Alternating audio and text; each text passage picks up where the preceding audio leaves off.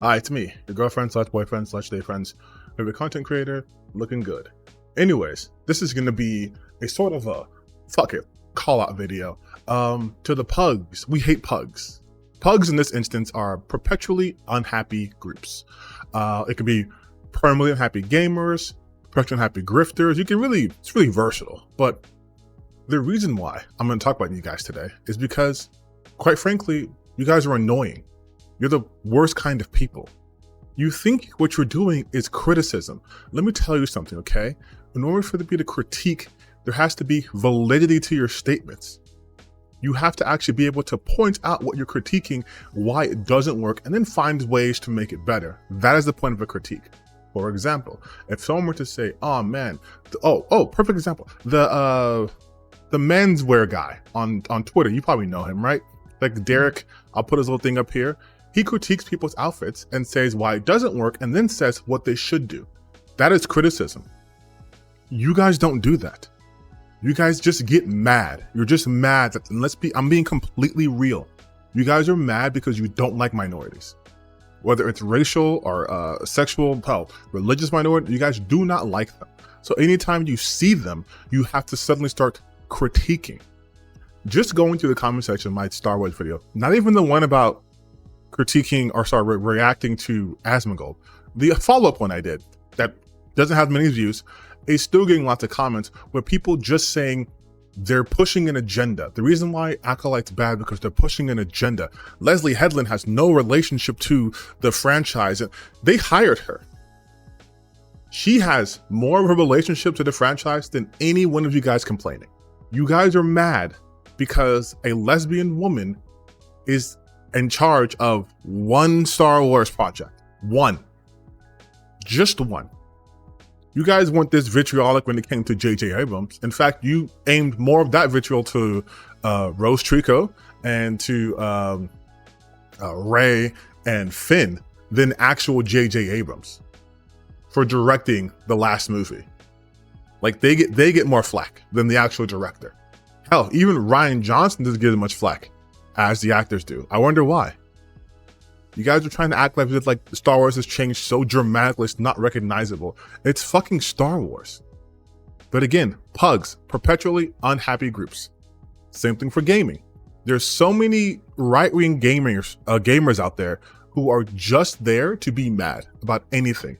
And it doesn't matter. Doesn't fucking matter. They could bring back the franchise they want brought back. Oh, it's woke garbage now. Oh, they don't bring it back. Oh, it's because the woke won't let them play games like this anymore. Oh, AAA gaming is garbage. It's just all the same slop. Oh, well, you know, Baldur's Gate's pretty good. Baldur's Gate's too woke. It's woke garbage. Okay, why don't you play like Halo? Halo's woke too. Okay, why don't you play every other game is woke? All games are bad. If they're not bad, they're woke. Oh, unless it's Stellar Blade. The Stellar Blade is the best game ever. But it's also being woke because censorship, because they got rid of the hard R and they altered some costumes. See, now the woke have won. It's all bad, you guys. Like, again, it's just nonsense to be mad just for the sake of being mad. You want to be able to identify a pug? It's easy. Just listen to their criticisms. Most of the shit they're talking about doesn't even relate to the actual product. They will talk about, oh my god, this game was helped with by Sweet Baby Inc. What's the game? God of War Ragnarok. What's the game? Spider-Man 2. What's the game? Alan Wake 2. Great games, critically acclaimed games, fans love them. Oh, but they're bad because these people are associated with them. Well, what's the actual problem with the product? For Spider-Man 2 in particular? Oh, well, that one mission when they had that gay kid. Like, do you see how that sounds? That's why they won't say it as bluntly as possible, but that's what they're talking about. It's for Spider-Man 2, it's the mission with the gay kid. Oh, that black girl who was in the first Miles Morales game, the deaf girl, now she has a mission. Hi, it's me. I'm so sorry. You're gonna watch a little clip from Indamon. I don't care what his name is. And it's not great, okay? But I want you guys to understand the purpose of me showing this clip is to highlight the fact that A, these people can't critique for shit, and B, I want you to pay special attention to how he talks about how everything's for pandering. They're all pandering. This is nothing but pandering for the almighty agenda. And then he himself goes into talking about how the agenda is to pander and to be inclusive so that game journalists write articles about them. Their whole point for this, their whole thing that they always do, him, Grums, the Quarterly, all these guys, they will talk, and people in this video, they will talk about the agenda. They're pushing the agenda, and they won't tell you what the agenda is, because the agenda is inclusivity. And yes, he'll talk about how, yeah, Insomniac fucked up. They got the wrong flag from Miles Morales. And instead of just leaving it at that, he has to go further by stating that the person you're trying to push so much to overshadow Peter Parker, that's not what they're doing it. Like, he's not looking at this holistically. He's saying in his mind, oh, Miles Morales is here to push him out because that's the agenda, and not the fact that Miles has also had a very successful string of films. He's being used more in comics. There is a zeitgeist for Miles, and Peter still exists. But for these guys, it can't be something truthful. If he wanted to have real criticism of this, he could just say, like I said before, that, yeah, Insomniac fucked up on this, may show that they maybe not be super invested in actually pushing him, like to be mandated or whatever, right? But he can't leave it at that. So now here's the clip. And again, I'm so sorry.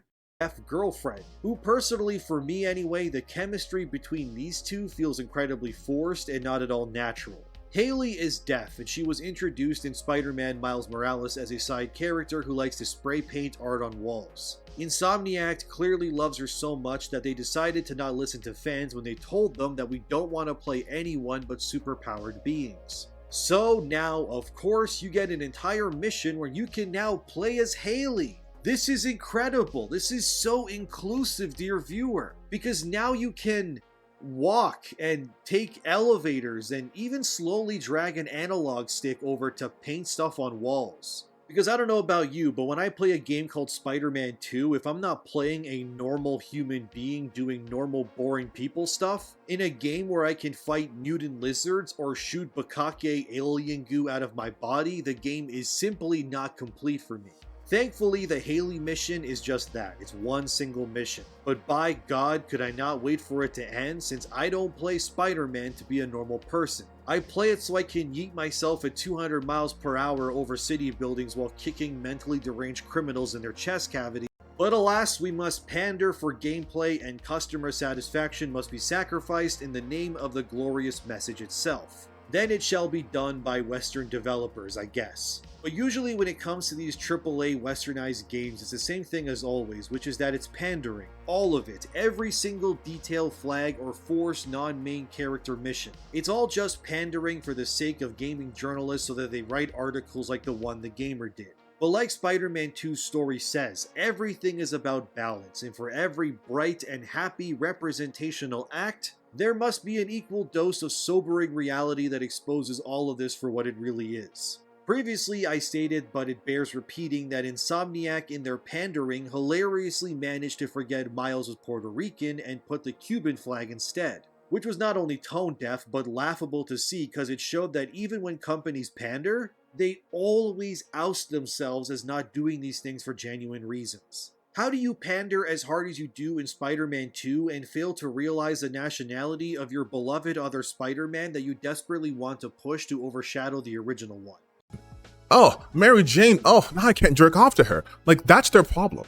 They'll try to couch and say, well, no, we just want hot characters. Hey, first off, hotness and attraction are subjective.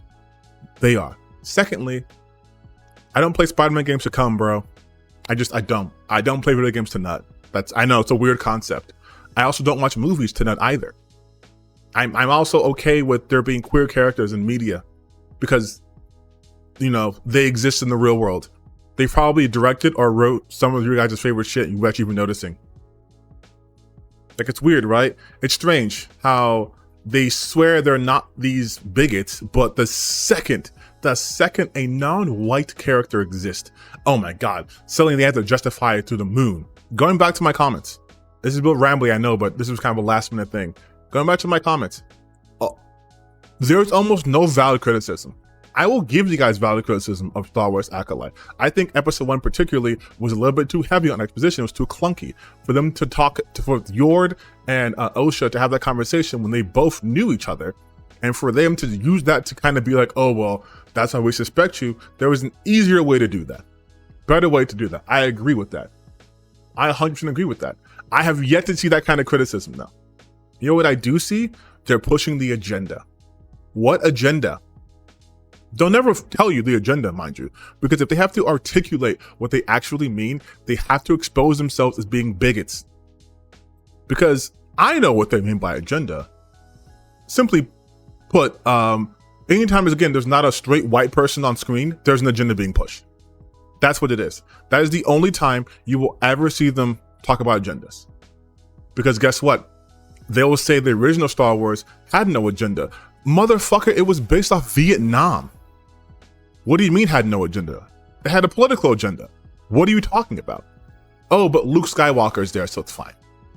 They'll say they're okay with powerful women. And then they'll only say that because they can defer to the more powerful, more plentiful male characters. You have Amidala, you have Leia. That's it. Don't tell me anyone else. Don't say Captain Phasma. We all know how she got treated. No one else. There's no one else. You guys aren't big fans of Ahsoka. Let's be completely fucking honest. I know people will try to throw people in there, but you're not fans of Ahsoka. You never mention her. But you can use that as a shield spec. So, no, we're okay with diversity. We love women.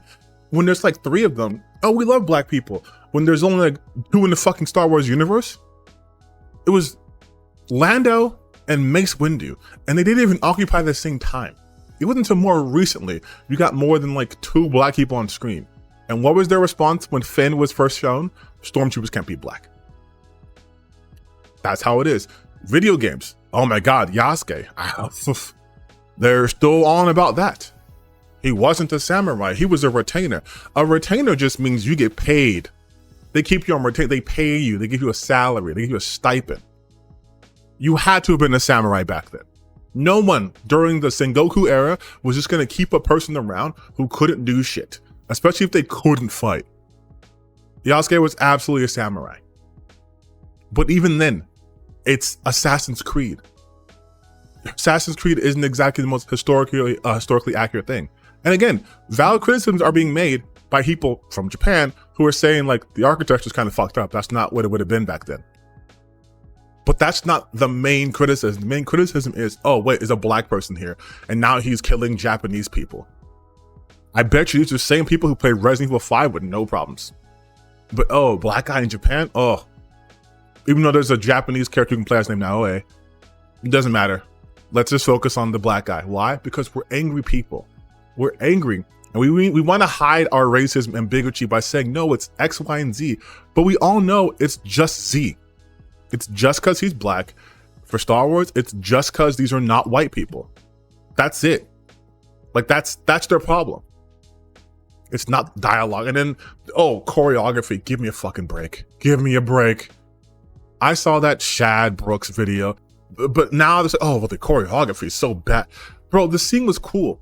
You guys understand that films don't exist, movies aren't existing, shows don't exist to not entertain.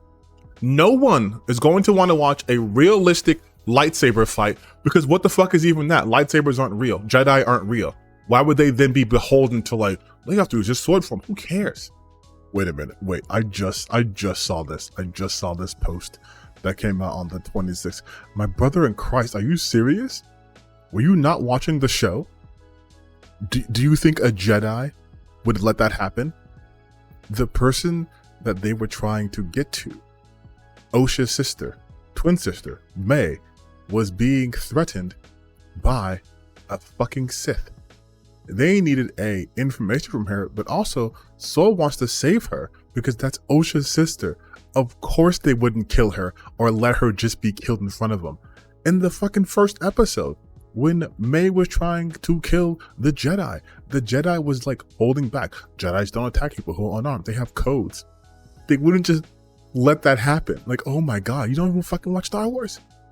Why are you guys taking this opinion on anything? The vast majority of people are not going to want to watch that. When you play video games, I've been playing Elden Ring like crazy. I'm doing another run, this time with the carry and combo warriors, because I think it's fun. But you think Elden Ring has real combat? No, but it's fun. It's fun for the game. We enjoy it. We enjoy these things. See, that's the main issue these people have. Joy is the enemy to them. They hate enjoying shit. Their entire being revolves around them being unable to enjoy things and to try to and fail to articulate why they don't enjoy these things. But all these people are perpetually unhappy groups of people. That is it. They have no valid criticism. And I know you guys, oh, you're just some leftist, whatever. Okay, fine. Be objective for a second. Go look at your favorite right-leaning content creator and see what their actual critique of the actual product is. And I promise you, you'll realize they have no valid critique of the product. It's always things surrounding it. It's, oh, this person's a lesbian. They're trying to have a lesbian utopia in this show. And they're pushing an agenda. Everyone who writes, who produces content, who creates, has an agenda. That's idiotic to say. If you have nothing to say, you wouldn't be doing it. There's always a message in there. Even if it's from a corporate mandated company or whatever, there's always a message. It's so stupid to sit here and be like they're pushing an agenda. Who's not? Who's not? When you have those TV shows that have morals, like do unto others, be good, guess what? That's pushing an agenda. Hey, I watched this movie and at the end, the bad guy who was a capitalist dies. Yeah, pushing an agenda. Conversely, hey, I was watching this movie and they won by upholding the status quo, pushing an agenda. Superhero films, when they do stuff with military, pushing an agenda. Transformers pushes an agenda. Like, they all push agendas. So for you to sit here and to be like, these guys are pushing an agenda, what you're really saying is you don't like what they're selling. And the agenda that you're against is diversity and inclusion. That's what you're against because you think that somehow waters down the creativity or the content of something, which again is steeped in racism. Let's be completely real. If you think having different skin colors on screen or behind the scenes is bad, that's racist. If you think having women, people who are trans or who are queer involved in products, that's bigotry. That's all that is. You perpetually unhappy people are just bigots. And I need you to admit that to yourselves, and I need you guys to stop pretending you can offer valid critiques when you cannot see past your own bullshit. Pushing an agenda. Oh my God, I have an agenda. Like, anyone who critiques for a living will see how absolutely baseline you guys are. You have no ability to critique anything. You don't even self-analyze. You're not even self-critical. You have people like fucking Mark Kern being mad that they can't jerk off to a digital character, not understanding that not every character is created with that express purpose. While some of those characters exist, depending on the story you're trying to tell, that's irrelevant. Oh my God, this person has woke chin. Like, the shit they make up to be mad about. Woke chin. Woke chin. The fuck does that mean? Are you guys just admitting you've never been around different types of women? There are women who have strong jawlines. There are men who have weak jawlines. Like, it's, oh, but no, you guys are making them trans. You're making them this. You're making these people unattractive. Yeah, that's the Hollywood plan. That's the mass marketing plan. Get unattractive people. That's always been the job. That's what they do. Because Hollywood is fully woke and they just want unattractive people on there. Yep, you guys nailed it. Like, that's why if you see me being mean to people in the comments, that's why.